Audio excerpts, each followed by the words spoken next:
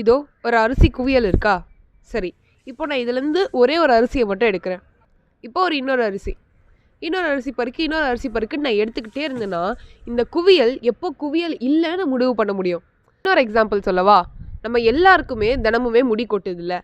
ஆனால் ஒரு முடி கீழே விழுறது சொட்டைக்கு காரணமாகாதுன்னா, அதாவது வழுக்க தலை அதுக்கு காரணமாகாதுன்னா, அப்போ எந்த ஒரு முடி விழும்போது அதை நம்ம வழுக்க தலைன்னு கூப்பிடுவோம்?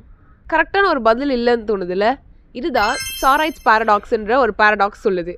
சாரைட்ஸ்ன்றது க்ரீக்கில் ஹீப் அப்படின்ற ஒரு வார்த்தை. ஹீப்புன்றது குவியல் அப்படின்னு நம்ம சொல்லலாம்.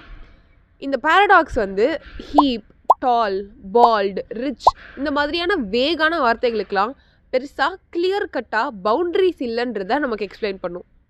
இது நம்ம 365 டேஸ் சேலஞ்சில் 59th டே.